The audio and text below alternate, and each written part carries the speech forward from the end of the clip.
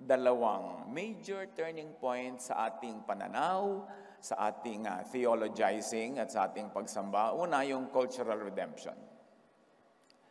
Na ipinamulat sa atin ng Espiritu ng Diyos na ang lahat ng tao sa daigdig, lahat ng kultura at mga lahi ay dapat malayang sumamba sa pamamagitan ng kanilang kultura, ng kanilang mga awit, sayaw at tugtog. At kung mawala tayo, humulagpos tayo sa kulungan ng Western-controlled liturgy. Kung mahumulagpos tayo sa kulungan ng only Western music, only Western style, ang banal na musika. At yan ay ipinagawa sa atin ng Espiritu ng Diyos matagal na. At hanggang ngayon, ay pinagpapatuloy natin at natutuwa tayo na marami naman tayong mga kapatiran among the Bible-based Christian churches na naunawa ito at sila man ay humuhulagpos na dun sa pagkakakulong na parang dapat American o Western style lamang ang worship. At sa pagpapalaya ng cultural element ng worship, kasunod siyempre ang paglaya ng kaisipan, ng pagte-theologize, and we were led by the Spirit to begin to Philippinize theology, to understand God within the context and through the vocabulary of our culture, of our traditions. At dahil dyan, mas magiging epektibo at malapit sa puso ng mga tao ang Diyos na hindi kailangan dumaan muna sa Western image bago magkaroon ng Filipino image. At kasunod ng isang turning point naman na yan, na kamakailan lamang, subalit matagal na rin naman kung tutuusin, ay ang atin pong pagkaunawa sa Jesusness. Ano ba yung Jesusness na yan? Kasi nakakalito ang Christianity kung yan ba ay Pharisee-ness, Moses-ness. Ano ba talaga? Halo-halo kasi kung sino pinapakinggan, sa halo-halo kung sino ang authority. Kaya kutakot-takot na division at kutakot-takot din na pagkakalito ang nangyayari sa mga tao. Sino bang masusunod, yung pag-ibig ni Jesus o yung kabagsikan halimbawa ni Moses? At yan ay matagal na nating sinisikap na pag-aralan sa tulong ng Espiritong Banal. At ngayon, sa paggunita natin ng 38, ating babalikan, sasariwain at hahalukayin pa ng mas malalim yung pinakamahalaga o isa sa mga pinakamahalagang konsepto ng pagiging Bible-based Christian, pagiging Christ-centered. At yun ay, ano ba yung ibig sabihin talaga niyang born again na yan? Ilang beses na natin yung sinikap na buklatin at dadagdagan pa natin ngayon sa tulong ng Espiritong Banal. Ama namin, salamat po sa 38 years of day by day, ng katapatan nyo, pag-akay, pagturo, pagtutuwid sa aming mga pagsisikap na lalo pang lumapit sa iyong anak na si Jesus. Kayo po ngayon ang mangusap, kayo po ang mangaral, dagdagan nyo pa ng iba yung liwanag ang pagkaunawa namin sa isa sa mga pinakamahalagang katuruan ng iyong anak na si Jesus, kung paano ipinapanganak na muli. Mangusap po kayo, hinihiling namin, pinagpapasalamat sa ngalan ng iyong anak na si Jesus. Juan 3:3. John 3:3. Sumagot si Jesus kay Nicodemus, malibang ipanganak na muli or mula sa itaas. Equal yan pag translate. Pwedeng ipanganak na muli at pwedeng ipanganak mula sa taas. Ang isang tao, hindi niya makikita ang pag-ahari ng Diyos. Can you imagine? Hindi mo makikita ang pag-ahari ng Diyos. Yun ang kailangan mong makita. Yun ang pinakakailangan natin. Pero sabi, alam nyo, liban kayo ipanganak mula sa itaas, sa kaitaasan, hindi ninyo makikita yan. Hindi ninyo matatanggap, therefore hindi ninyo mapapakinabangan. Ang ating pag-aaral, born from above, or born again. At ang buong reading ay manggagaling sa John 3:1-21 na interspersed with a few verses in between na lalo pang magpapaliwanag ng ilang-ilang mga subtopics. John 3:1-2, may isang Pariseo na nagngangalang Nicodemo na pinuno ng mga Hudyo. Isang gabi, pumunta siya kay Jesus at sinabi, Rabbi, nalalaman po namin kayo'y isang tagapagturong mula sa Diyos, sapagkat walang makagagawa ng mga himalang ginagawa ninyo kung wala sa inyo ang Diyos. Statement of faith agad nitong si Nicodemus, who was a leader of the Jewish people, a religious leader, and a Pharisee at that. Tandaan nyo yun, kasi may kinalaman doon yung ano ibig sabihin ng born again, kung sino si Nicodemus. So, sabi niya, meron kayong miracles. Proof yan of origin and authority of the teacher. Kaya naniniwala kami, galing kayo sa Diyos. Proof of truthfulness of the teaching. Kasi pwedeng marami magturo, pero hindi lahat na nagtuturo, pwedeng i-back up ng miracle ang kanyang authority. So, naniniwala kami sa inyo, no questions asked. Jesus replied, "Very truly I tell you, no one can see the kingdom of God unless they are born again or born from above." Malibang ipanganak na muli mula sa itaas ang isang tao, hindi niya makikita ang paghahari ng Diyos. So to be born again, to be born from above, means to be born from another dimension, a higher dimension, is to see the kingdom of God. To experience the reign, the rule of God within. Ang kingdom ng God, ipinaliwanag ni Jesus, wala sa labas, nasa loob. Luke 17:21, sabi niya, the kingdom of God is in you. So yung kingdom of God na nasa atin ay hindi yun mabubuhay, hindi yun mabibigyan ng buhay, hindi yun mararanasan kung hindi ipapanganak na muli o ipapanganak mula sa kaitaasan.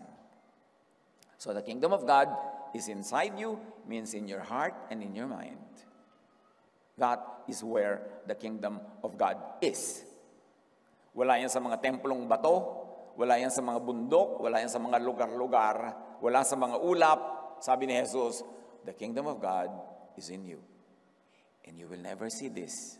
You will never experience it unless you're born again. Unless you are born from above. To see the kingdom of God, kailangan mo nang may mangyaring supernatural change. To be reborn, that leads to seeing. To be reborn is to see.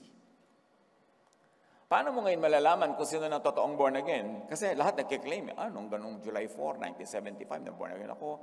Tinaas ko yung kamay ko, na born again ako. Ano ngayon ang patunay para malaman natin totoo? Kasi sabi, kailangan may patunay. Balik muna tayo sa usapan nung dalawa. John 3:4. Paano maipapanganak pang muli ang isang taong matanda na? Makakapasok pa ba siya sa sinapupunan ng kanyang ina para muling ipanganak? Tanong ni Nicodemo. Sagot naman ni Jesus, malibang ang isang tao ay ipanganak sa pamamagitan ng tubig at ng Espiritu, hindi siya makapapasok sa karihan ng Diyos. No one can enter the kingdom of God without being born of water and the Spirit. And the Spirit may also be translated as wind. In other words, no one can see the kingdom of God unless one is born in a spiritual way. Si Nicodemos, ang tinutukoy niya is born in a physical way. Kaya sabi niya, paano papasok uli sa sinapupunan ng isang ina ang matanda na? Ang tinutukoy ni Nicodemos is a physical rebirth. Sabi ni Jesus, hindi physical rebirth ang pinag-uusapan, spiritual rebirth. A kind of birth that is above us, beyond us, transcendent. Ang taong ipinanganak sa laman ay laman, sabi ni Jesus. At ang ipinanganak sa Espiritu ay Espiritu. Huwag ka magtaka sa sinabi ko sa iyo. Kayong lahat ay kailangang ipanganak na muli or mula sa itaas. Kailangan kayo lahat maging mga bagong nilalang. Just being as you are, you cannot enter the kingdom of God. You cannot see the kingdom of God. Anong kailangan? Maging bagong nilalang. You should be new beings, new creations. May ignore ang kahulugan nito eh. Akala lang natin yung basta symbolic lang. Pero may tinutukoy talagang bagong nilalang. Kailangan mayroong maging bago. At bagong nilalang na mayroong new mind and heart. New thought and feelings. Siyempre, mind is thought, heart is feelings. New thought and feelings, meaning a new dimension, a new energy, a new wave, a new frequency. If you want to understand the new creation in quantum physics terms, a new spirit. And let us be clear about this. The mind is not a thought factory. The mind is a thought receiver and transmitter. Hindi ka umiimbento ng mga thoughts in your mind. Ang mind ay tumatanggap ng thoughts from the Spirit. Kaya pag nagkaroon ka ng bagong mind, bagong pagkatao, napapalitan yung receiver. Nakakatanggap ka ng mga frequencies na dating hindi mo natatanggap. Kaya yung tunay na naboborn again, may mga naiintindihan yun na dati hindi niya kaya maintindihan. At yung hindi tunay na naborn again, meron siyang hindi maiintindihan dahil hindi naman nabago ang kanyang mind, ang kanyang frequency, ang kanyang capacity to receive thought from the universe, from God Himself. Di ba? Kung minsan isip kayo ng isip ng solusyon sa isang problema, kung ano-anong ginagawa nyo, kaisip, di nyo maisip. Tapos, mamaya, nagkakape lang kayo, o naliligo, biglang sumulpot sa utak nyo yung solusyon, hindi nyo naman inisip. Kasi ang tunay na kaisipan ay ipinagkakaloob. Ito ay natatanggap. At ang isip natin ay tagatanggap, hindi tagaisip. Kaya yung isip mo dapat bukas para tumanggap. At pag na-born again ka, bumubukas yung isip na yon para tanggapin ang mga mensaheng dati hindi mo kayang tanggapin o maunawaan. Kaya pag tunay na na-born again na isang tao, tunay na ipinganak mula sa kaitaasan, may mga iba siyang maiintindihang mga spiritual things and teachings na dating hindi niya kaya maunawaan. John 3:8, umiihip ang hangin ng spirit kung saan ito nais at naririnig mo ang ugong nito. Ngunit hindi mo alam kung saan ito nanggagaling at kung saan pupunta. Ganon din ang bawat ipinanganak sa Espiritu. Nararamdaman mo pero hindi mo nakikita. Hindi mo alam kung saan nanggaling, kung saan pupunta. Basta alam mo lang, nandyan. So huwag nang pakaisip-isipin. Dahil sabi na ni Jesus, hindi yan kaya maintindihan. No one has ever gone to heaven and returned, but the Son of Man who lives in heaven has come down from heaven. Ang sino mang sumasampalataya sa Kanya ay magkakaroon ng buhay na walang hanggan. So, pinag-uusapan dito yung pagiging born again, at ngayon ay buhay na walang hanggan at pagsampalataya, paniniwala. Jesus is eternal and spiritual life.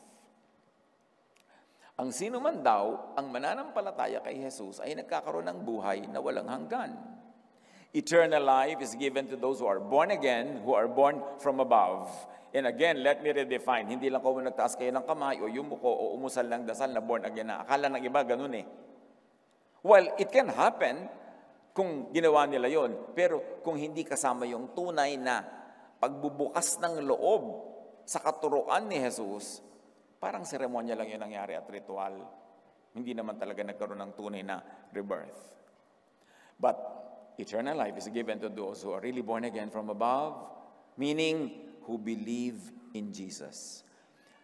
Kinakalibrate na natin ang ibig sabihin ng faith, ha? Di ba? Faith saves. And what is that? Faith in Jesus. Hindi basta faith. Kailangan faith in Jesus. Eternal life is given to those who believe in Jesus' message through and enough as to change one's mind about God and the Jewish law that Jesus came to destroy, update, and reinterpret. Now, the plot thickens. Di ba kailangan magkaroon ka ng change of mind? Anong object ng change of mind mo? The law. Bakit sinasabi natin that ang pagiging born again is to be born again from the law to grace? Kasi ang kausap ni Jesus was a Pharisee, a leader of the Jewish people who were under the law. Ang orientation ng kausap niya, si Nicodemus, hindi naman tayo original na kausap si Nicodemus. Kaya pag sinabi niya kay Nicodemus, you must be born again, sasabihin ni Nicodemus, well, I'm a Jew. Into what should I be born again? At sasabihin ni Jesus, into grace, into love. Kailangang ipanganak ka muli mula sa pagkakatali at pagkakaalipin nyo sa inyong mga laws para makalaya ka by God's love expressed through me, kumbaga sinasabi ni Jesus, kailangan magbago ang isip mo. Kailangan kang ipanganak na muli, kailangan kang magbagong loob, kailangan kang maghunos dili. At ano ang pagbabaguhan ko ng loob? Ano ang paghuhunusan ko ng dili? Ano ang pagpapalitan ko ng iniisip? The law. I came to set you free from the law. Ang magpapalaya sa inyo ay yung paniniwala that you will be freed from the law by God's love, not by your technical obedience to the law. Pag naintindihan mo yan at tinanggap mo, na ang magliligtas sa iyo mula sa iyong mga kasalanan, sa kaparusahan ng kasalanan, hindi ang pagsunod mo sa law, kundi ang pag-ibig ng Diyos na iniaalok ng walang bayad at libre. Pag naintindihan mo, tinanggap mo yan, maboborn again ka. Ibig sabihin, mababagong isip mo. Saan? Magbabago from the law to grace. From legalism to love. Mababago mula sa takot to peace. Magkakaroon ka ng paghahari ng Diyos. Kasi dahil hindi ka natakot sa law, hindi ka na under the law, tinanggap mo ang pag-ibig ng Diyos, pagpapatawad ng Diyos, ang maghahari na sa iyo ngayon ay kapayapaan, katahimikan. Kaya makikita mo ang kingdom of God, the kingship of God, the rule of God, which should be characterized by peace and rest and love. So pag tunay mong tinanggap si Jesus, na born again ka, nagbago ang iyong isip about the law at lumipat ka sa grace ng buong buo, hindi kalahati, buo, doon ka palang magkakaroon ng tunay na kapayapaan. Doon mo palang maiintindihan ang kingdom of God. So ngayon, malalaman natin kung sinong tunay na born again. Tahimik na ba ang loob mo o takot ka pa rin? O paiba-iba, tahimik ka ngayon kasi nakasunod ka, bukas nagkaroon ka ng pagkukulang, takot ka na naman, di walang peace. Kasi sabi ni Jesus, my peace I give to you. I do not give as the world gives. Teka, sasabihin ni Jesus, magkaintindihan tayo, na born again ka ba talaga? Tinanggap mo ba talaga ako? Opo, tinanggap ko po April 4, 1975. Kung tinanggap mo ako, ang daladala ko grace, ang daladala ko love, ba't ang bit-bit mo law? Linawin mo sa utak mo kung anong tinanggap mo. O kung tinanggap mo nga ba ako. Tatandaan natin, yung born again na yan, ang kausap, has to be born again from the legal and religious system of Israel. That was Nicodemus. And all the people represented by him. Kaya yung you doon, plural You all should be born again. Hindi yung you alone. Hindi ikaw, kundi sa Tagalog, kayo. Sa English kasi, you lang yung ikaw, tsaka yung maraming kayo Kailangan maintindihan. Eternal life is given to those who accept Jesus, meaning who accept grace, and accept it enough as to accept His teachings on the law and on Pharisees. It's a new mind. It's a new receiver. Pag tunay na intindihan ang mensahe ni Jesus ay, God loves you, ako na magbabayad ng lahat ng kasalanan ninyo. Tanggapin ninyo itong walang bayad na kaligtasan. Sa mga pagkakasala nyo noon, ngayon at bukas, sagot lahat yan, di magkaka-peace of mind ka. Doon mo palang mauunawa ang kingdom of God. So maraming born again daw sila, pero ang totoo, nabubuhay sa takot, nabubuhay sa pananakot, mag-isip-isip kung totoong born again. Kasi sabi niya, unless you are born again, you cannot see the kingdom of God. Ang laki ng nakataya kung born again talaga or not. At yung born again, hindi yan membership Oy, kami born again, kayo hindi. Wala sa membership yan. Maraming nasa born again churches, hindi naman talaga born again dahil hindi pa sila naboborn again from the law to grace. Under the law pa rin. At in fact, ito yung sad. Ang kausap niyan si Nicodemus, he is under the law. He must be born again from the law to grace. Tapos yung mga hindi naman Jew, tulad natin, hindi naman tayo Jew. We were never really under the law. Sila yan, law nila yan scripture nila yan. Tapos ngayon, nung na-born again, doon pa nakisali sa law. Kung kailan pa nag-Bible, na-born again, lumapit kay Jesus, pero hindi lang si Jesus ang tinanggap. Tinanggap din, ninulod din lahat yung law ng Israel. Kaya ngayon, litong-lito. Yun ang under the law, pinalaya na sa law. Yung wala sa law, sasali ka pa, saling pusa. Kaya maraming Christians, lito. At isa yung dahilan, kung bakit may bago tayong nickname, although officially, ang pangalan pa rin naman natin talagang Day by Day Christian Ministries. Pero yung word kasi na Christian, nakakalito na Kasi sa Christian, kasama yung law. Sa mga traditions ng most Christian churches, nandun yung law at nandun yung grace magkahalo. Parang Tuesday ngayon, law. Wednesday bukas, grace. Yung nakakalito. Kaya para luminaw, ginawa nating Day by Day Jesus Ministries, ibig yun, doon lang tayo talaga sa grace, kay Jesus lang, dahil free na tayo from the law. Hindi yung, ay, naging kulto na tayo, na iba na tayo, tinanggal yung word na Christian. No, we are clarifying. We are focusing purely on the teachings of Jesus. And the teachings of Jesus will be our standard. It will be our filter through which all other teachings will be passed through. Kung may mga teachings yung Jewish scriptures napapasa kay Jesus, di tuloy. Basta hindi kontra kay Jesus. Pero yung hindi napapasa kay Jesus, yung in-invalidate na ni Jesus, kinancel na ni Jesus, hindi na tayo magpapakahirap na sundin yun kasi nga, you must be born again from the law. And it must be clear. Eternal life is given to those who become one with Jesus in spirit, meaning in mind and heart. Sabi ni Jesus sa Luke 11:23, whoever is not with me is against me. And whoever does not gather with me scatters. Extend that. Sinasabi ni Jesus, whoever is not with me in Jesusness is against me. Whoever is still in Phariseeness is really against me. You are scattering the people of God. So belief in Jesus, faith in love, gives eternal life. At kasama yan doon sa tunay na hindi mo maiintindihan yung wind kung saan galing, saan pupunta, huwag nang paghirapang isipin kung paano yung belief at faith ay nagbibigay ng eternal life. Tanggapin mo na lang. Ano ba ang belief? Ano ba ang faith? Di ba thought? Thought yan. Thought gives eternal life. Thought is consciousness. God is consciousness. And if you are tuned into Jesus, your consciousness is tuned into the consciousness of God. Your spirit is one with the Spirit of God. Therefore, the life of God, which is eternal, becomes yours and you will have eternal life. What connects you from non-life to life of God? Faith in Jesus. Faith in grace. Faith in love. Yun.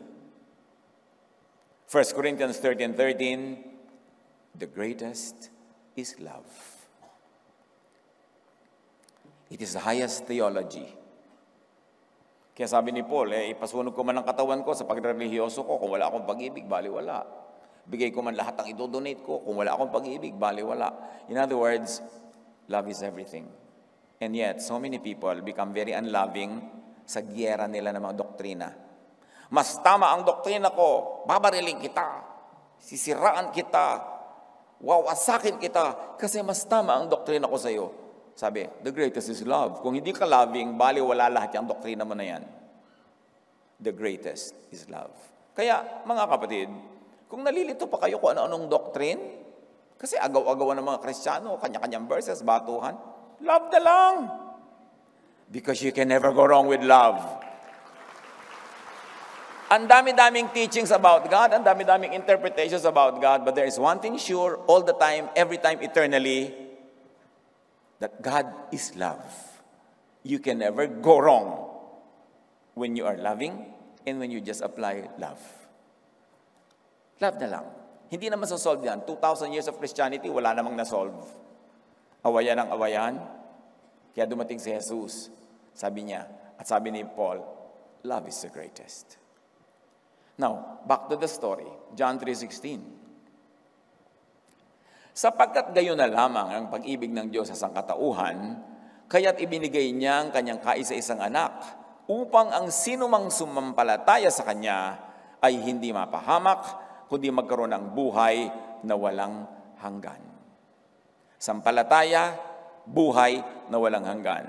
Something mysterious happens when you believe, you connect to the life of God, and that life becomes yours, and you inherit eternal life. John 3:17-18, God sent His Son into the world. He did not send Him to judge the world guilty, but to save the world through Him. People who believe in God's Son are not judged guilty. Kakambal yan, ang paborito ng marami na John 3:16. Kasunod, 17 yan, pero hindi yan itinuturo. Bakit? Siguro 95% kasi ng lahat ng Christian preachers, ang itinuturo judgment. Ang ipinapanakot, judgment. Ang gusto nila, judgment. Ang gusto nila, may nagkasala, parusahan. May consequence ang ginawa mo, dapat parusahan ka. At parang tuwang-tuwang matutuwa sila pag kami nangyari sa iyong masama dahil mapapatunayang makasalanan ka at tama sila. Nasaan yung love? Eh di ba love is the greatest? Maraming ganyan mga preacher, panakot lang consequence, may ginawa ka, magkaka-consequence, paparusahan ka ng Diyos. God is Diyos. Yung gustong-gusto niya talagang tirisin ka ng Diyos, parusahan, masuhin, sunugin. Sabi niya, tama ako. Nasaan yung love? Pero sabi sa John 3:17, hindi ipinadala ng Ama ang anak para husgahan ang mundo, kundi para iligtas sa panghuhusga. Tapos ang churches, puro husga ng husga ang ginagawa. Hindi sila matatahimik hanggang walang dinidisiplina, pinaparusahan. Kailangan makita nila yun. Hindi nga yun ang dahilan kaya ipinadala si Jesus eh. So kanino ka ba talaga naglilingkod? Bakit gusto mo lagi parusahan, batuhan? Those who believe that Jesus does not condemn will not be condemned. You get it, church? Pag nananalig ka, na hindi ka aakusahan at huhusgahan ni Jesus, eh hindi ka nga huhusgahan. John 3:17-18, but people who do not believe are already judged because they have not believed in God's only Son. Meaning, those who do not believe that Jesus saves will not be saved. Kung hindi ka naniniwala na talaga nagliligtas si Jesus sa lahat ng kasalanan, gusto mo pa rin mang-usi, gusto mo pa rin magparusa, gusto mo pa rin sumingil, pag hindi ka naniniwala, hindi ka maliligtas. Kung anong faith mo, yun ang mangyayari sa iyo. Those who do not believe that Jesus does not condemn are condemned already. Pag naniniwala ka na talagang hindi ka husgahan ni Jesus, hindi ka nga husgahan, pero hindi ka naniniwala doon, ipinipilit mo pa rin yung judgment, i-judge ka. Because with the judgment you pronounce, you will be judged. And the measure you give is the measure you get. Kaya yung mga naghihingi ng consequence, gusto nyo ng consequence sa kapwa nyo, sa inyo darating ang consequence na yan. Because the measure you give is the measure you get. What you give is what you receive. Faith in non-condemnation will save the condemned. See, faith pa rin. Kaya mga kapatid, kung sakaling hindi pa kayo nakakapagpasya, magpasya na kayong maniwala that God loves you completely, perfectly.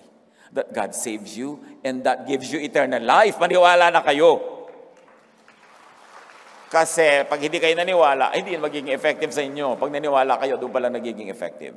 At kung anong pinaniniwalaan nyo, ganun na magiging behavior nyo, ganun na magiging vocabulary, ganun na magiging buhay nyo, ganun nyo itatrato ang sarili at ang kapwa kung ano ang inyong paniniwala tungkol kay Jesus. Nang ipinakilala ni Jesus na Ama ay maibigin, mapagpatawad tulad ng Ama doon sa tinatawag nating storya ng prodigal son. Yung prodigal son, umalis, lumayas, naglustay, kung ano-anong pinagagawa. Nung umuwi, ni isang sumbat walang nadinig sa Ama. Ni isang parusa o discipline walang binigay. Ang binigay agad, singsingan yan, tsinelasan, suotan ng balabal, hindi pinagalitan, hindi sinisi, hindi pinarusahan. Yun ang amang ipinapakilala ni Jesus. Anong ama ang ipinapakilala sa atin ng church? Kasi ang mga religious, gusto nila control ng mga tao, so ang ipapanakot nila, Diyos na mabagsik. Diyos na laging galit. Pero hindi yun ang ama na ipinapakilala ni Jesus. Pag nagpapakilala kayo ng ibang uri ng karakter ng ama, pinagtataksilan natin si Jesus. Kasi dumating siya para ipakilala kung sino ang Ama. In Him, the fullness of the deity lived in bodily form. He is the image of the invisible God. At kung anong ipinakilala ni Jesus, dapat yun ang pagkakilala natin sa ating Diyos sa langit. Kaya mahalagang paniwalaan at ituro ang non-condemnation or ang grace. Pag hindi mo itinuro yung grace, ituturo mo law. Judgment. Or, mas mahirap, salad, magkakahalo, nalilito yung tao, alin ba talaga? John 10:10. The thief comes only to steal and kill and destroy. Si Jesus ang nagsasalita. I have come that they may have life and have it to the full. Sino yung thief? Ano bang dinedestroy? Anong ninanakaw? Anong inaagaw? Yung kingdom of God. Inaagaw nila yung kapayapaan, yung katahimikan. So, those that teach judgment under the law steal, kill, and destroy faith that saves. They steal and kill salvation. They steal and kill life and eternal life. Kasi pagka ang itinuro nila sa iyo ay laging takot at judgment, inaalis ang kanila ng pag-asa, inaalis ang kanilang kapayapaan at katahimikan, yun ang tunay na ninanakaw. Sino ang tunay na magnanakaw sa John 10:10? Yung ninanakawan ka ng kapayapaan at katahimikan sa pagtitiwala sa Ama, ang ibinibigay ay takot. Ang nawawala sa iyo, ninanakaw sa iyo, peace of mind, rest. Inaagawan ka ng grace, pinapalitan ng law. John 3:19-21. Ganito ang paghatol ng Diyos. Naparito sa sanlibutan ng ilaw, ngunit inibig pa ng mga tao ang dilim kaysa liwanag. Dumating na nga yung grace, gusto pa rin nila law. Dumating na nga yung freedom from the law, gusto pa rin nila slavery under the law. Ngunit ang namumuhay ayon sa katotohanan ay lumalapit sa ilaw. Sino ang ilaw? Si Jesus. Sino ang katotohanan? Si Jesus. Sabi niya, I am the way, the truth, and the life. No one comes to the Father except through me. No one will become saved from the law except through my grace, except through my love. I am the way. Bakit ipinipili ang dumaan dun sa tulay ng law na putol-putol, giba-giba, hindi ka makakadaan? 2 Corinthians 3:15-17. Bakit kailangang ipanganak ka muli mula sa pag-subscribe mo sa law? Kasi unless ipanganak ka muli, hindi mo makikita, hindi ka makakakita, mananatili ka sa dilim, mananatili kang bulag. 2 Corinthians 3:15-17. Yes, even today, when they read the law of Moses, there is a covering over their minds. But when someone changes, and may I add in parentheses, his mind, and follows the Lord in love and grace, that covering is taken away. The Lord is the Spirit. Where the Spirit of the Lord is, there is freedom. Sign of being born from above, freedom from the law. Living as a citizen of heaven, free from the law. It's a major change. It's a major change of attitude, of thinking. Kaya parang ka na talagang ipinanganak na muli, isa ka ng bagong tao. Hanggang ngayon, sabi ng Tagalog version, may talukbong pa ang kanilang isip tuwing binabasa nila ang mga aklat ni Moises. How can you be clearer? Pag ipinagpipilitan mo yung aklat ni Moses, yung mga law, pag yan ang pininiwalaan mo, itinuturo mo, ginigiit mo, may takip ang iyong isip. Hindi mo talaga makikita ang ligaya ng kaluwalhatian ng Panginoon at ang kalayaan. Ngunit, kapag lumapit ang tao sa Panginoon, kapag na-born again, naaalis ang talukbong.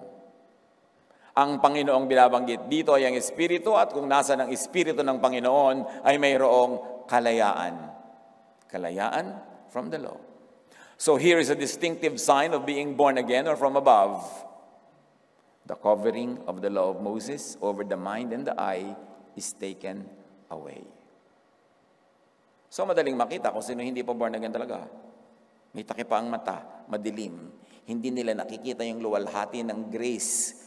Hindi nila nakikita yung luwalhati ng love. Ang ipipilit nila yung kadiliman ng law, yung parusa ng judgment. Nakakalungkot. Ang dami-daming tao magjo-join sa church. Ibibigay ang time, talent, and treasure para lang sila takutin at ilagay uli under the law. Imbes papagliwanagan sila para sila lumaya, mapahinga. But you cannot give what you do not have. How can a teacher give freedom when the teacher is not free? How can a teacher give light when the teacher is under darkness? One is born again from the law of Moses to God's grace and love. Clarify nyo yan. Huwag lang basta generic born again. Born again from what? Into what? One is born again from darkness to light. From sin by the law to righteousness by grace. From the old covenant of legalism to the new covenant of grace. One is born from blindness by the law, na napakalinaw na nating binasa, to seeing by the light of Jesus. As you can see, being born again is really a spiritual, mental rebirth. Major change yan ng korte ng utak. Romans 12:2, let God transform you into a new person. Ayan na naman yung born again, by changing the way you think. And let me add, by changing the way you think about the law. Then you will know God's will for you, which is good and pleasing and perfect. John 3:3. Tandaan mo ang sinasabi kong ito, malibang ipanganak na muli o mula sa itaas ang isang tao, hindi niya makikita ang paghahari ng Diyos. In other words, hindi niya mararanasan ang kapayapaan, kapahingahan, at pag-ibig ng Diyos. Ano ba ang paghahari ng Diyos? What is the kingdom of God all about? It is salvation. And what is salvation about? Salvation from fear of condemnation by the law, fear of the law. Pag sinabing, saved na ako, from what? Saved na ako from fear of the law. Dahil naghahari sa akin ang peace of God, dahil naniniwala ako, mahal ako ng Diyos, enough to save me, not to judge me, and to give me eternal life. So save ka from what? From fear of the law. Paano kung lagi ipinapanakot sa iyo yung law? Paano ka masisave doon? Romans 8:1-2, kaya nga, wala nang kahatulang parusa sa mga taong nakipag-isa na kay Kristo Jesus. Sa pamamagitan ng kautusan ng Espiritong nagbibigay buhay, pinalaya na tayo mula sa kautusan ng kasalanan at kamatayan. Ano pa ang paghahari ng Diyos? Salvation from guilt because of the law. Ang daming nagpapakamatay dahil sa guilt. Ang daming depressed dahil sa guilt. Napakalaking ginhawa na sabihin sa iyo ni Jesus na lahat ng kasalanan mo, charge to me. Mahal ka ng Diyos, kahit ganyan ka, ang nakikita sa iyo ng Ama ay ako, hindi ikaw. Ang dugo ko naguhugas sa iyo, hindi ang iyong karumihan. So, bakit nagigilty ka pa? Binayaran ko na nga lahat, mag-enjoy ka na lang ng freedom na ito. Galatians 5:1, malaya na tayo dahil pinalaya tayo ni Kristo. Kaya magpakatatag kayo at huwag nang paalipin pang muli. Paalipin saan? Sa law. Sa Pharisees. Sa teachers of the law and Pharisees. So ang tanong, guilt trip ka pa ba? Kasi kung born again ka, naka Jesus ka na, naniwala ka, enough. Hindi lang naniniwala, enough.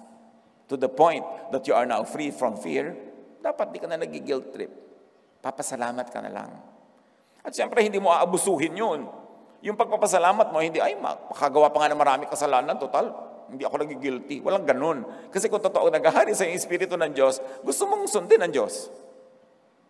Gusto mong magpakatama, magpakaayos. Although, sa mga nagiging pagkukulang mong di naman maiiwasan, charge unto Christ, charge unto grace. Kaya, restful ka pa rin. Peaceful ka pa rin. Hindi dahil perfect ka, kundi dahil perfect ang love sa iyo ng Diyos. So, ang paghahari ng Diyos is salvation really from the law. Tuwing babanggitin nyo yung word na salvation, lagyan nyo ng object. From what? From the law. Romans 7:6, we have been released from the law so that we serve in the new way of the Spirit and not in the old way of the written code.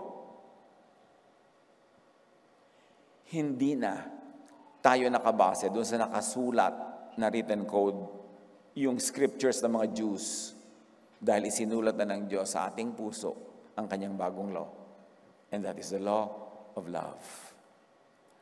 Tayo ay naglilingkod sa Diyos, hindi ayon sa lumang batas na nakasulat, ang linaw niya na, kundi ayon sa bagong buhay ng Espiritu. Slave ka pa ba ng mga batas o utos na nakasulat? Ephesians 2:14-15, Christ gave His own body to destroy the law of Moses with all its rules and commands. Ibinigay ni Jesus sa kanyang buhay. Anong gagawin? To what the law? To? Hoy, makinig na ba kayo? To ano? Destroy, tama. Kalahati lang yung pumasa. Mga nandiyan sa Rotary.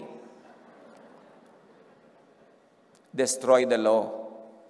Kaya ko ina-emphasize, dinestroy na nga ni Jesus, bubuuin mo na naman. Ano ba namang katigasan ng ulo yan? Pinalaya na nga tayo ni Jesus, ikukulong mo na naman yung mga tao. Ito na naman yung mga verses mo of the old written code. Kukuha ka na naman sa old written code, sa old scriptures. Pinalaya ka na nga doon. Parang napakahirap ba naman maintindihan yan? Binawalang bisa niya ang kautusan, kasama ang mga utos at mga alituntunin. Ang daming alituntunin yun, ha? Alituntunin sa damit, sa buhok, sa kung ano-ano mo dyan. Pinalaya ka na doon. Tapos eto na naman, may bagong alituntunin na naman. Huy, sister, ang buhok mo, short by 1 inch. Kailangan lagyan kita ng extensions. Dapat yung churches, mga salon. Kasi puro buhok ang iniisip. Bawal ang ganitong kulay, bawal magkulay, pero yung black pwede. Pero bakit yung yellow hindi? Ano pinagkaiba sa color wheel? Ang dami-dami mga cheche-bureche na mga Pharisees. Pinalaya na tayo ni Jesus doon, huwag na kayong paalipin pa. Paghahari ng Diyos is rest from slavery to the law. Romans 6:14, you are not under the law, but under grace. Unawain naman natin ibig sabihin to be under grace. Di ba, grace period lang nga, may utang ka, pwede mong hindi bayaran kasi grace period. Period lang yun. Ito, grace, eternal grace. Pagka naunawa natin yan, tatahimik ang buhay mo Natatakot kasi iba, baka mo abusuhin, baka magwala ka, baka magwalang hiya ka kasi under grace ka. Meron ba namang tunay na tumanggap kay Jesus na magwawalang hiya dahil under grace? Guni-guni yun ng mga walang tiwala sa Espiritu Santo. Pinagaharian ka ng Espiritu Santo, matatakot sila na baka magwala ka. Anong palagay nila sa Espiritu Santo? Ibig sabihin, they lack faith in what the Spirit of God can do. Kayo'y wala na sa ilalim ng kautusan, kundi nasa ilalim ng kagandahang loob ng Diyos. So, slave, pagod ka pa ba under the law? Ang paghahari ng Diyos ay peace because of freedom from the law. Paulit-ulit tayo para talagang lumubog sa malalim na bahagi ng ating utak. Romans 5:1-2, we have been justified through faith. We have peace with God through our Lord Jesus Christ. The mind governed by the Spirit is life and peace. Mayroon na tayong mapayapang ugnayan sa Diyos. Tinamasa na natin ang kagandahang loob ng Diyos. Kaya ang tanong, born again, at peace ka na ba? Ang paghahari ng Diyos is the reign of love, not the reign of anger. Ang dami-daming napaka-dogmatic sa doktrina, napakalakas ang paninindigan, pero puro galit, puro muhi, puro puot. Ibig sabihin, hindi born again. Kasi ang proof, pinaghaharian ka ng Diyos, meron kang peace, meron kang love. Kailangan magkaroon ng pagbabagong loob, pagpapalit ng isip, from the law to grace, para maranasan ang paghahari ng Diyos, maligtas sa takot at pagod, malasap ang kapangyarihan at kapayapaan. Pinaghaharian ka na ba ng kapayapaang ito? To be born again, born from above, kailangan ng pagbabagong loob. Paghuhunos dili, pagpapalit ng isip. Romans 12:2, do not conform to the pattern of this world, which is under the law, but be transformed by the renewing of your mind. Hayaan niyong baguhin ng Diyos ang inyong pag-iisip upang maunawaan ninyo ang kanyang kalooban. Again, the mind as receiver. Kailangan yung utak natin mapalitan para makareceive siya ng mga frequencies na dating hindi niya nare-receive, hindi niya naiintindihan. It happens when you truly believe in Jesus. That is where the miracle happens. Pagbabago ng isip tungkol sa law. Galatians 3:23-25. Ito, namnamin yung mga kapatid, yung mga mahilig pa sa law hanggang ngayon.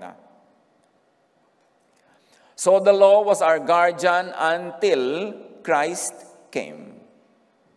Pansamantala lang nabantayan hanggang dumating si Jesus. Ibig sabihin, nung dumating si Jesus, tapos na. Now that this faith has come, we are no longer under a guardian or under the law. Bago dumating ang panahon ng pananampalataya, the age of grace, tayo'y nakakulong sa kautusan, age of the law. Hanggang sa ang pananampalatayang ito kay Kristo ay mahayag.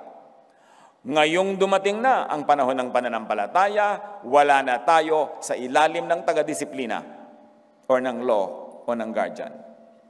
A distinctive sign of being born again from above, the covering of the law of Moses over the mind and the eye is taken away. Naiintindihan na niya yung grace. Hindi na niya nilalabanan, hindi na niya nire-resist. Tinatanggap na lang at ipinagdiriwang. Binasa na natin, ulitin lang. 2 Corinthians 3:15-18. Even to this day, when Moses is read, a veil covers their hearts.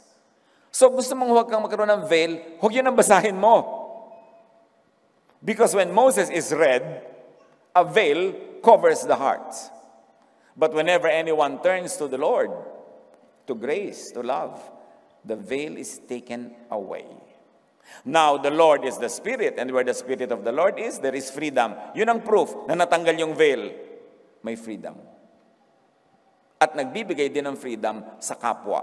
Hindi kinokontrol ang kapwa, hindi tinatakot, hindi kinukulong. Hanggang ngayon, may talokbong pa ang kanilang isip tuwing binabasa nila ang mga aklat ni Moses. Ano nga mangyayari kung lagi nyo na binabasa mo? Di lagi kang matatalokbungan. Ngunit kapag lumapit ang tao sa Panginoon, naaalis ang talokbong. Ang Panginoong binabanggit dito ay ang Espiritu, at kung nasa ng Espiritu ng Panginoon ay mayroong kalayaan. Isang distinctive yan ng mga tunay na nasa Panginoon, may kalayaan. Hindi puro bawal, puro do's and don'ts. Nakikita na ba na tinapos na ni Jesus ang law and judgment? 2 Corinthians 4:3-6. Ito pa, isadamdamin nyo dahil napakabigat ng kahulugan. And even if our gospel of grace and love and freedom from the law is veiled, even if our gospel is veiled, kung ang atin mga magandang balita ay may takip, it is veiled to those who are perishing. Kung may takip man ang luningning at liwanag ng kaluwalhatian, ng pag-ibig at grasya ng Diyos, ang may takip lang ay yung mga nakatakdang mag-perish. May takip sa'yo, siguro nakatakda ka, sana naman wag. Tanggalin mo yung takip, tigilan mo ng kababasa yan, natatakpan ka. Sabi, kung may takip naman lang ito, ang natatakpan lang yun talaga yung perishing. Bakit? Doon sa hindi perishing, tatanggap kay Jesus, magkakaroon ng liwanag, matatanggal ang takip. At bakit daw may takip? The God of this age has blinded the mind of unbelievers, so that they cannot see the light of the gospel that displays the glory of Christ, who is the image of God. Ang God of this age, yung darkness, Ang Diyos-Diyosan daw ng kadiliman ang bumubulag sa mga hindi mananampalataya. At ano yung hindi mananampalataya? Hindi nananampalataya sa grace, sa love. Kung may talukbong pa ang magandang balitang ipinapahayag namin, ito'y may talukbong lamang sa mga napapahamak. Hindi sila sumasampalataya sapagkat ang kanilang isip ay binulag ng Diyos ng kasamaan sa daigdig na ito upang hindi nila makita ang liwanag ng magandang balita. Ano yung magandang balita? God loves you. God saves you through Jesus. Hindi yun makikita ng iba. Ang sasabihin ba, no, parusa, judgment. Bakit? May talukbong ang mata. At sabi ng verse, may talukbong man sila, kasi nakadestino sila mag-perish. Nawa, magbago sila ng isip. Kasi sino man ang tumatanggap sa Diyos, ay pinaghaharian ng kaliwanagan. Huwag panigasan, huwag ipaglaban. Dahil sila ay tumatalikod sa kaluwalhatian ni Kristo na siyang larawan ng Diyos, a loving God. Unbelievers in God's grace and love, message through Jesus, those who are stubborn believers in the law. So ang tanong, nasa law ka pa ba? Sumusunod ka ba sa under the law? Kakaba ka ba? Ka pa ba? Lagi pinag-uusapan mo, ligtas pa ba ako? Mawala ba yung kaligtasan ko? May parusa ba ako? Under the law yung ganung mentality. One is born again from the law of Moses to God's grace and love. You have to make that decision clearly. Huwag kang papunta dito, papunta doon. Law ngayon, grace dito. Dahil ang double-minded man cannot expect any blessing from the Lord. Kung dito, kung doon, linawin mo yan.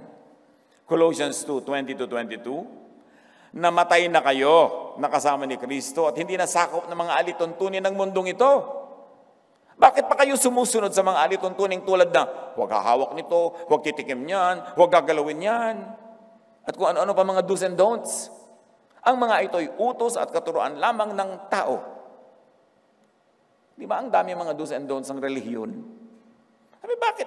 Hindi ba na born again na kayo? Pinalaya na kayo? Bakit kayo nabubuhay na parang under the law? Ang dami pa rin yung kinakatakutang, huwag gawin yan, gawin ito, etc., etc., etc. Puro do's and don'ts ka pa ba? One is born again from sin by the law to righteousness by grace. From the old covenant of legalism to the new covenant of grace. Romans 7:6. But now, by dying to what once bound us, which is the law, we have been released from the law. Released from the law.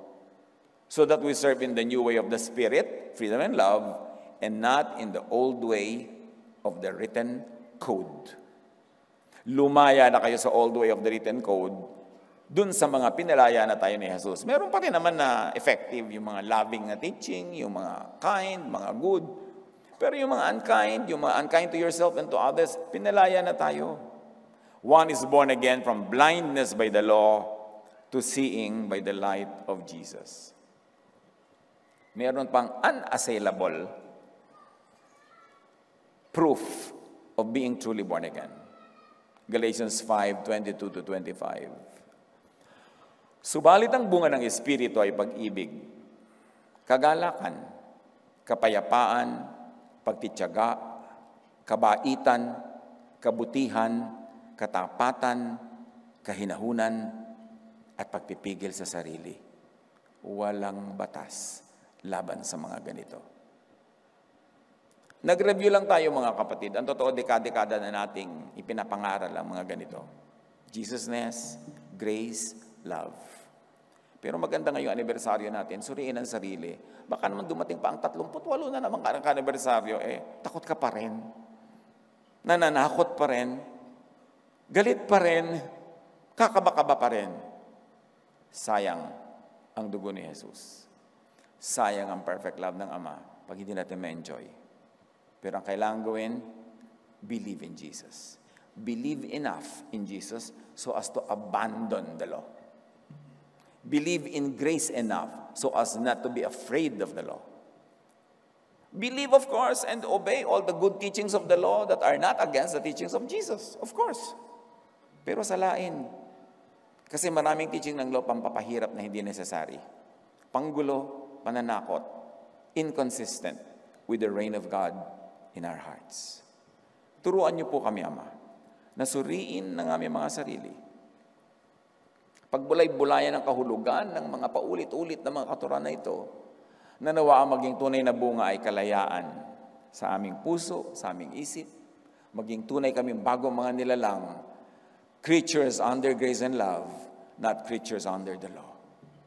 Magbulay-bulay tayo, mag-isip-isip, suriin kung saan tayo nakatayo at naninindigan at magpasalamat sa Panginoon dahil tayo'y pinapalaya at pwedeng lumaya. Be with the Lord in silent prayer.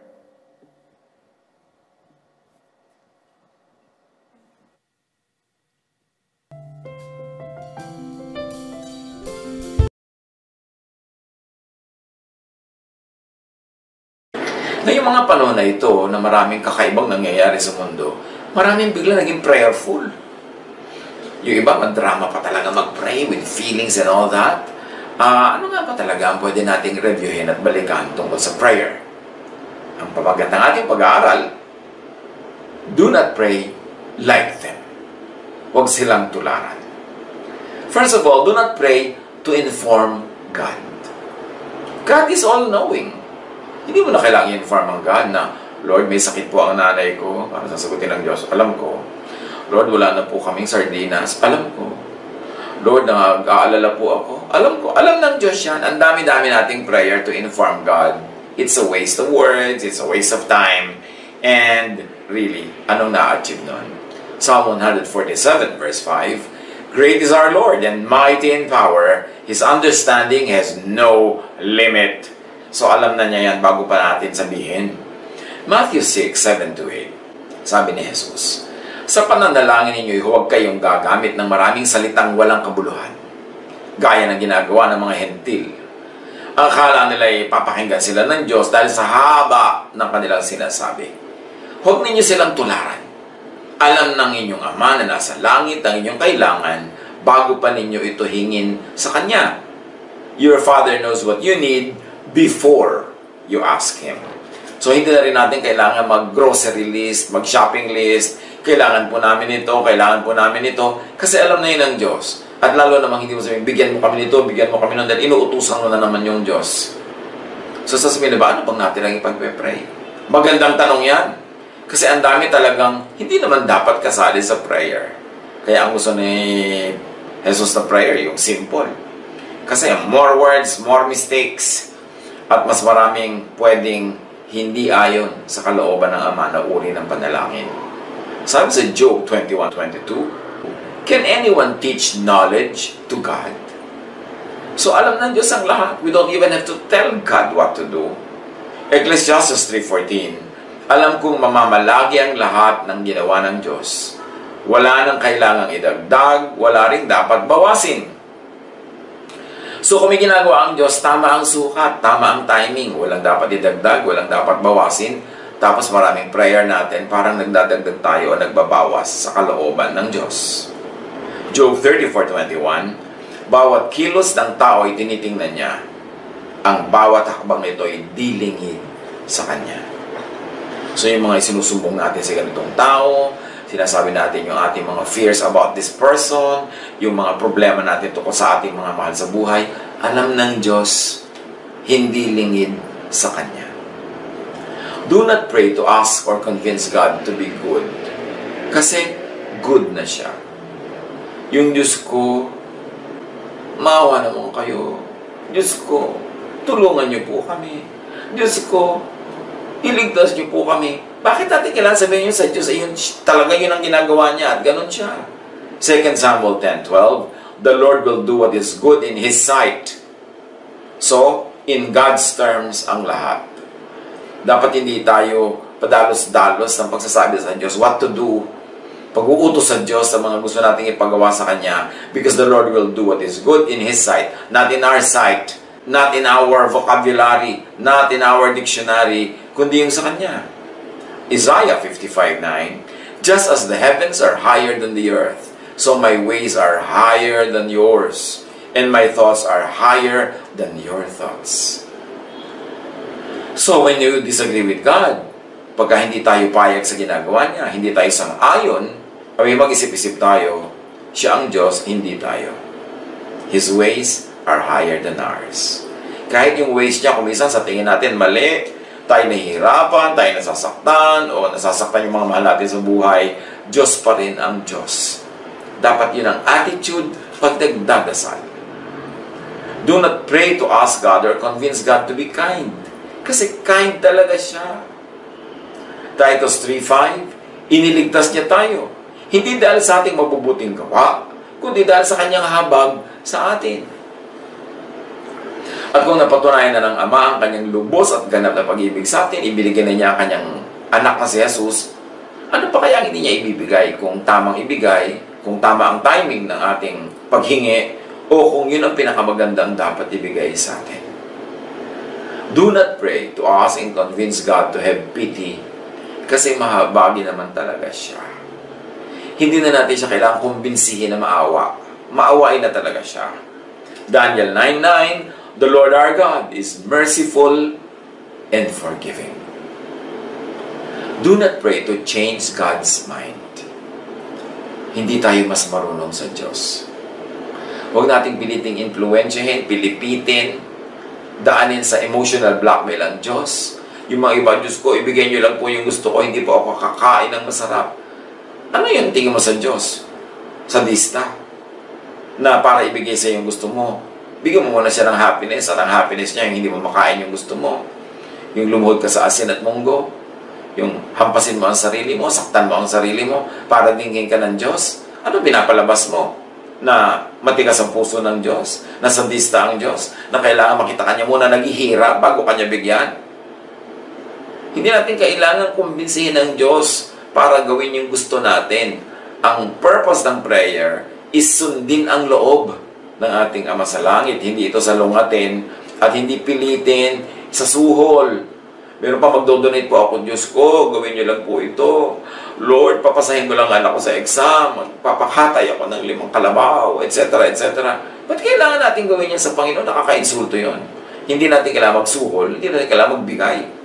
Ngayon, kung nararamdaman natin ang kabutihan, kabaitan, generosity ng Diyos, at yan ay sinusuklian natin sa pamamagitan ng pagbibigay sa kanyang gawain, pagbibigay sa mga nangangailangan, iba namang usapan yun. Hindi yun suhol, thanksgiving yun. Pero huwag natin susuhulan ng Diyos just to change God's mind. Romans 11:33-34. Lubhang napakasagana ng kayamanan ng Diyos. Di matarok ang kanyang karunungan at kaalaman. Sino ang makapagpapaliwanag ng kanyang mga kapasyahan? Sino ang makakaunawa ng kanyang mga pamamaraan? Gaya ng nasusulat, sino ang nakakaalam sa pag-iisip ng Panginoon? Sino ang maaaring maging tagapayo niya? So lumagay tayo sa lugar. Let us not make God change His mind to bend to our will. Now, because God is all-knowing, God knows best. The best according to the thought of God is probably not always the best according to our thoughts. Eh, sino ba tayo? Di ba tayo ang creation? So, submit tayo sa Creator. 1 Samuel 16:7, the Lord does not look at the things people look at. Iba ang kanyang pamantayan, iba ang kanyang iniisip, iba ang kanyang layunin. So, trust. Dapat tayong maging mapagtiwala. Lalo sa mga panahon na hindi tayo agree sa Diyos. Sa mga panahon na mas gusto natin siyang pangunahan para ang mangyari yung gusto natin, trust God. Flow with the Spirit. Just go along. Do not resist the will of God. People's concern should be to seek God's will and submit to it. Proverbs 16:1-4. To humans belong the plans of the heart, but from the Lord comes the proper answer of the tongue. Iba yung iniisip mo, pero ang Diyos ang merong final say. All a person's ways seem pure to them, but motives are weighed by the Lord. The Lord works out everything to its proper end. Sa tingin natin kuminsan, tama tayo, malinis tayo, mabait tayo, pero lahat ng yan, sinusukat, tinitimbang ng Diyos. At sabi, lahat dadilan ng Diyos sa kanyang happy ending, proper ending, correct ending. And sometimes, the proper ending is not always the happy ending for everyone concerned. So, willing tayo dapat to be happy with the decision of God. Do not pray to be seen and praised by people. Ayaw na ayaw ni Jesus yung display prayer. Matthew 6:5-6. When you pray, don't be like the hypocrites. They love to stand in the synagogues and on the street corners and pray loudly. They want people to see them. The truth is, that's all the reward they will get. But when you pray, you should go into your room and close the door. Then pray to your Father. He is there in that private place. He can see what is done in private, and He will reward you. Paulit-ulit si Jesus niyan. Magdadasal ka, manahimik ka sa loob na iyong silid. Wala po akong kwarto, sabi ng iba. Ipikit mo ang mata mo, yun ang kwarto mo. Nag-iisa ka na. At kasama mo ang Diyos, na pag-iisa ka kasama ang Diyos. Gusto ng Diyos nakikipag-ulayo sa iyo personally, privately, person to person. Hindi isang damakmak ng tao yung nakapaligid. So do not pray to perform.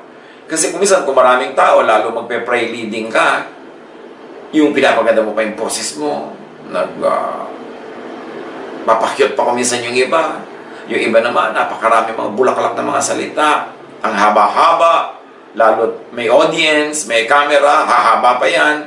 The more public, the more temptation to perform. Marami yung tatanong, uy, ba't hindi po namin kayo nakikita nagpe-pray? Kailangan ba talaga makita? Kailangan i-display sa harap mo para malaman mo nagpe-pray ang kapwa mo. Ang gusto ni Jesus na prayer, private, quiet. Hindi masama, hindi bawal mag-pray sama-sama. Ginagawa din yan ng mga believers ng New Testament time. Pero si Jesus, ang sinasabi niya, mag-pray ka mag-isa. The disciples, maybe they had a need, they had a compulsion to pray together, especially during the persecution, and that is not wrong. Pero kung tatanungin nyo, si Jesus sabi niya, mag-pray ka mag-isa. Ang nakikita ng Ama na pakipagsarilinan mo sa Kanya, gagantimpalaan niya yan. Matthew 6:16-18. When you fast, don't make yourselves look sad like the hypocrites. They put a look of suffering on their faces so that people will see they are fasting. The truth is, that's all the reward they get. So when you fast, wash your face and make yourself look nice. Then no one will know that you are fasting except your Father, who is with you even in private. He can see what is done in private, and He will reward you. Same with prayer. Hindi mo kailangan ipakita sa iba. Hindi mo kailangan patunayan na madadasalin ka. Hindi kailangan laging nakikita. Ang gusto nga ng Panginoon, makipagsarilinan. Tsaka siyempre, pag private yung prayer, hindi mo na kailangan mag-isip ng vocabulary, hindi mo na kailangan isipin yung pronunciation, hindi mo na kailangan mag-isip kung paano makaka-impress yung prayer mo, paano mabe-bless yung iba. So, very sincere ka lang, which is God-pleasing. Yan ang gusto ng Diyos. And do not pray to earn points with volume of words, with repetitions, and with drama. Yan ang kuminsan ang problema sa public prayer. Nagiging performance. Nagiging pasikat. Yung kailangan maging napakaganda. Matthew 6:7. Sa pananalangin ninyo, huwag kayong gagamit ng maraming salitang walang kabuluhan. Gaya ng ginagawa ng mga hentil. Ang akala nila ay papakinggan sila ng Diyos dahil sa haba ng kanilang sinasabi. Dahil nga napakarami ngayong oras pagdasal, napakarami ngayong biglang naging madadasalin, kaya kailangan reviewin natin. Ano nga ba ang mga katuruan ni Jesus tungkol sa pananalangin? Matthew 6:9-15. This is then how you should pray. Our Father in heaven, hallowed be your name. In other words, pray to honor God. And to honor God means to submit to His will, to be kind, to be forgiving. Your kingdom come, your will be done on earth as it is in heaven. So pray to obey God's will, not to tell God what to do. Give us today our daily bread, so pray for today's food, which is symbolic also. Be contented with what you have now. Huwag ka mag-hoard. Kailangan i-share mo ang iyong mga resources. Maging masaya ka sa isinusupply sa iyo sa araw na ito. Dahil sabi ni Jesus, tomorrow's problem will have its own solutions. And forgive us our debts as we also have forgiven our debtors. So pray to be forgiven the way you forgive others. So mas dapat mo ipanalangin na maging mas mabait ka, maging mapagpatawad, kasi yung sukat na ginagamit mo sa kapwa, yun din ang magiging panukat ng Diyos sa iyo. At sabi ni Jesus, itong panalangin nyo, and lead us not into temptation, but deliver us from the evil one. Pray to be delivered from temptation, from the evil one, and from yourself, from oneself. Dahil sabi ng James 1:13-14, whenever you feel tempted to do something bad, you should not say, God is tempting me. Evil cannot tempt God, and God Himself does not tempt anyone. You are tempted by the evil things you want. Your own desires leads you. Your own desire leads you away and traps you. Mga pagbulay-bulayan natin. Alam na naman natin ito wala namang bago. Pero ang mahalaga marinyo natin yung pagkaunawa, yung pag-apply. Para ang prayer natin tulugod-lugod sa Diyos. Diyos ang audience natin. Hindi ibang tao, hindi ang ating sarili. Manalangin tayo. At siguro naman sa dami ng pointers na yan, iiksi na yung mga prayer natin. Magiging konti na lang yung pagpe-pray natin kasi marami tayong pinagpe-pray na hindi naman dapat. At sa pagpe-pray, huwag natin kakalimutan to be quiet, to be still, to listen for God's voice, to listen to the voice of God. Hindi lagi tayo may sinasabi, daldal tayo ng daldal, puno-puno tayo ng mga words, wala tuloy space para tayo makinig. At yan din ang disadvantage kung marami kang kasama nagpe-pray. You feel that you have to fill every empty space with words. Wala tuloy enough time to be silent. Samantalang half of the prayer should be to listen to God, to seek God's will. And if we're quiet enough, sabi niya, be still and know that I am God. That in your stillness, in your non-activity, in your non-verbal prayer, the Lord has space to speak to all of us. God bless all of us.